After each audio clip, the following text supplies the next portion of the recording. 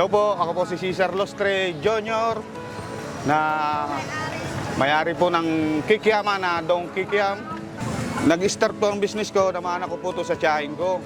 Tindero po ako ng tiyahin ko. Napunta po ako rito sa Bataan, 1995. Ito na po yung hanap buhay ko. Bali, nung namatay yung tiyahin ko, more than 5 years, siya lang po napunta sa akin ng Kikiama na to. Sawa naman ng mahal Panginoon, nakakaraos kami, nakakapaipon ng gunti. Opo, bali kung ako ho'y nagtitinda, 28 years na. Bukod pa yung tiyahin ko talaga may-ari nito. Ayos naman ho ito. Basta na kung sa pagtitinda ay maano ka, yung matyaga ka, talagang number 1 dito, tiyaga, ay talagang kung sa hindi naman inaano, ay kung bilang isang construction worker, medyo maganda-gandang kita namin dito kaysa sa construction worker. Yun ang ano namin dito. Sa sarili pa namin yung oras, kung anong gusto. Pag gusto na kami magtinda, okay, pag ayaw, walang problema. Kasi kami yung may-ari. Bali, ito po, food cart ko, sarili ko, 2. Tapos yung sa kapatid ko, bali ako rin ang nag-ano ng mga paninda niya, bali 3 po siya. Ayos naman po. Lahat ng mga anak ko, nakapagpaaral ako. Ay, marami. Dahil unang-una, mga bilagi kami binabawalan ng City Hall. Dahil sa ang hanap buhay namin nasa daan, hindi naman pangit man talagang salita, ay talaga kami nakaka-traffic. Na minsan nagpupursue kami ng traffic. Kaya nga lang kung nasa ng tao, talaga nandun kami. Kami mga ganitong hanap buhay. Nga lang, nitong mga nakaraan, talagang ibinawal na yung binawal na yung pagtitinda talaga sa daan. Kung gusto nyong tumagal ang inyong hanap buhay, mahalin nyo yung customer nyo. Mahalin nyo hanap buhay ninyo. Kasi kung di nyo minahal ang customer ninyo at hanap buhay ninyo, ay walang mangyayari sa atin. Ingatan natin ang ating mga customer. Pag may reklamo sila, lalo kung sa mga paninda na medyo may lasa, itigil na natin paghahanap buhay ngayong araw.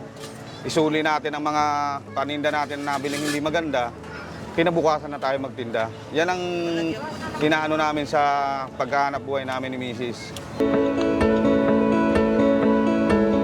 Number 1, kalinisan. Talagang inaano namin yung kalinisan, diyan kami nag-ano dahil sabi nga ng mga customer namin, yun talaga, malinis daw kami maghanap buhay, magtinda. Ayun, kaya yung mga customer namin, talagang hindi lang naman mga ng tao.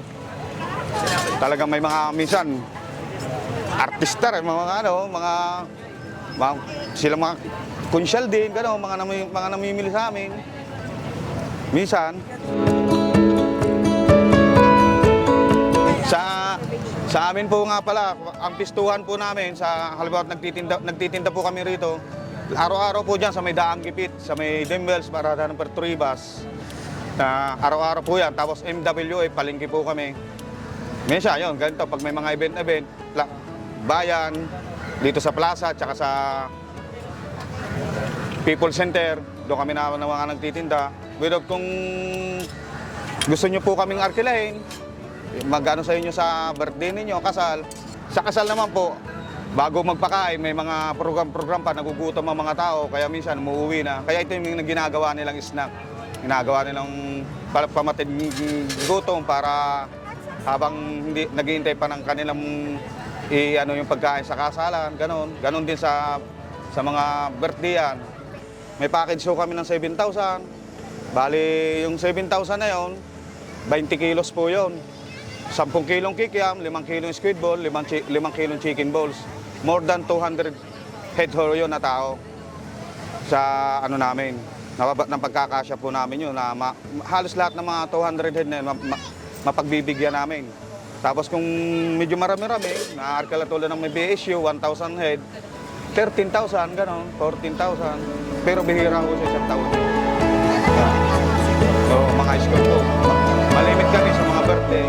Hanggang 4-5, fishball, tsaka yun naman, kikiam, fishball, tsaka hotdog. Kontak ko nga po pala, 0930-8014-599. Cesar Lostre po, Facebook ko po.